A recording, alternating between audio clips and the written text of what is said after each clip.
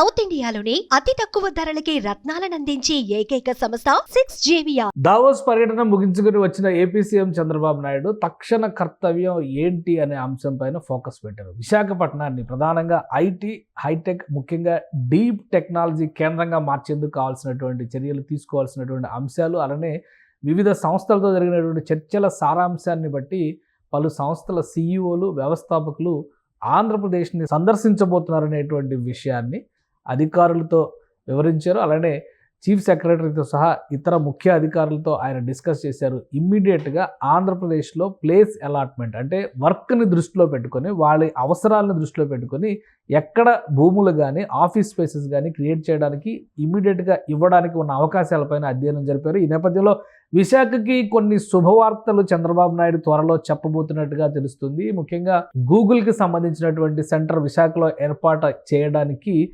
80 ఎకరాల స్థలాన్ని గూగుల్ సంస్థ విజ్ఞప్తి చేసింది. ఈ నేపథ్యంలో ఇప్పటికే టీసీఎస్కి మిలీనియం టవర్స్ని హ్యాండ్ ఓవర్ చేయాలనేటువంటి నిర్ణయానికి ఆంధ్రప్రదేశ్ ప్రభుత్వం వచ్చింది. 2017, 2018 ప్రాంతంలో నిర్మాణం చేసి 2019 మొదట్లో అంటే ఎన్నికల కోడ్ రాకముందర ప్రారంభోత్సవం అయినటువంటి భవనం ఇది.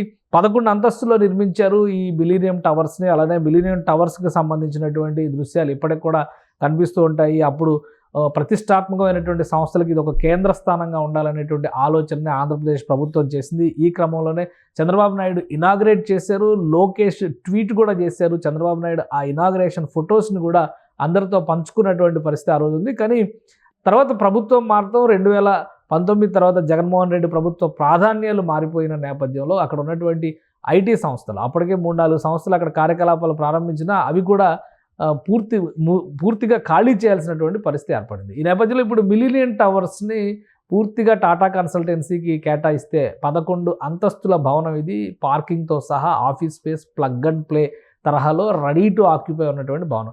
ఇది టీసీఎస్కి ఇచ్చేస్తున్నటువంటి నేపథ్యంలో గూగుల్ చేసినటువంటి విజ్ఞప్తి, అలానే పలు సంస్థలతో జరిగినటువంటి సంప్రదింపుల నేపథ్యంలో విశాఖ శివారుల్లో 500 ఎకరాల్లో హైటెక్ జోన్ని ఏర్పాటు చేయాలనేటువంటి ఆలోచన చంద్రబాబు నాయుడు చేస్తున్నారు. ఈ క్రమంలోనే అధికారులతో ఆయన కీలక భేటీలు నిర్వహించారు.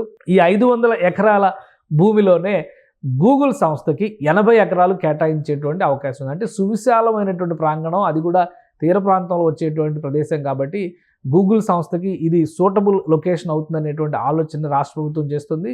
విశాఖ నగర శివారుల్లో ఇప్పటికే ఉన్నటువంటి నిర్మాణంలో ఉన్నటువంటి భవనాలపైన కూడా దృష్టి పెట్టింది. అలాంటి ఒక భవనమే ఇప్పుడు షిప్ షేప్డ్ బిల్డింగ్ అని చెబుతున్నటువంటి భవనం రెడీ అవుతుంది. అతి త్వరలోనే ఇక్కడ ఆక్యుపెన్సీకి రాబోతుంది. ఎందుకంటే 11 అంతస్తుల్లో నిర్మిస్తున్నటువంటి ఈ భవనంలో కనీసం ముఖ్యమైనటువంటి సంస్థలకి ఆఫీస్ స్పేస్ ప్రొవైడ్ చేయడానికి కావాల్సినటువంటి ఎమ్యూనిటీస్ని ఎన్ని రోజుల్లో పూర్తి చేయగలరనేటువంటి అంశం పైన ఏపీ సీఎం ఫోకస్ పెట్టారు. ఈ నేపథ్యంలో ఫిబ్రవరిలో ఈ భవనాన్ని ప్రారంభించేందుకు తీసుకోవాల్సినటువంటి చర్యలపైన విఎంఆర్డీఏ అంటే విశాఖ మెట్రో రీజియన్ డెవలప్మెంట్ అథారిటీకి ఆదేశాలు ఇప్పటికే జారీ చేశారు.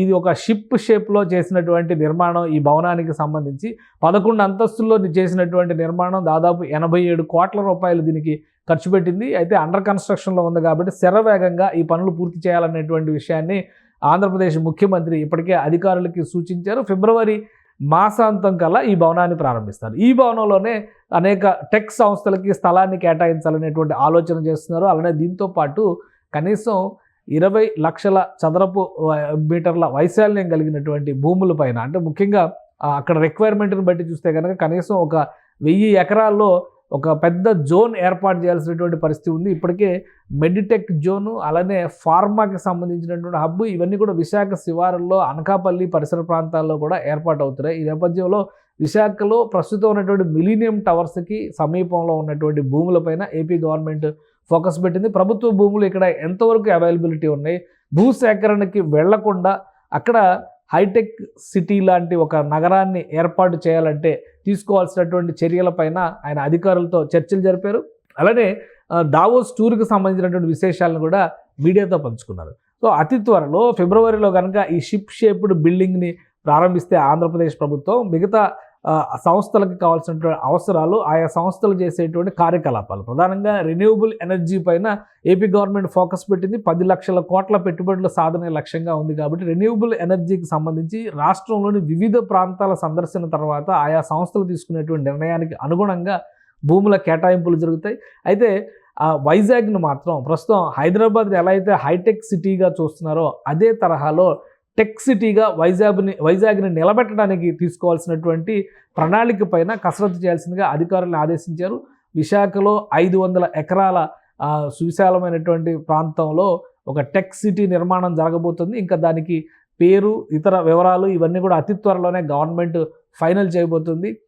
దావోస్లో జరిగినటువంటి చర్చలు, దాని ఫలితాల సారాంశం ఆధారంగా రాబోయేటువంటి వివిధ సంస్థలకు సంబంధించిన ప్రతినిధులు సందర్శించిన తర్వాత 500 ఎకరాల వరకు ముందుగా భూముల్ని కేటాయించి ఈ టెక్ జోన్ని ఏర్పాటు చేసేందుకు చర్యలు తీసుకోవాల్సిందిగా చంద్రబాబు నాయుడు ఆదేశించారు. ఫిబ్రవరి మాసాంతానికి షిప్ షేప్డ్ బిల్డింగ్ ప్రారంభిస్తారు. మిలీనియం టవర్స్లో కూడా ఫిబ్రవరి నెలలోనే టీసీఎస్ సంస్థ, టాటా కన్సల్టెన్సీ సర్వీసెస్ సంస్థ కార్యకలాపాలను ప్రారంభించేందుకు అవకాశాలు ఉన్నాయి. ఎందుకంటే టీసీఎస్తో పాటు మరికొన్ని సంస్థలు చేసినటువంటి విజ్ఞప్తులకు అనుగుణంగా జనవరి మొదటి వారంలోనే ఆంధ్రప్రదేశ్ ప్రభుత్వం ల్యాండ్ అలాట్మెంట్లకు సంబంధించినటువంటి జీవోల్ని క్యాబినెట్ అప్రూవల్తో రిలీజ్ చేసింది. కాబట్టి ఫిబ్రవరి మాసాంతానికి మార్చి లోపు వివిధ సంస్థలు, టెక్నాలజీ సంస్థలు, ముఖ్యంగా గతంలో వెళ్ళిపోయినటువంటి కేప్ జెమినీ లాంటి సంస్థలను కూడా మళ్ళీ తీసుకురావాలనేటువంటి ప్రయత్నాలు చేస్తున్నట్టుగా తెలుస్తోంది.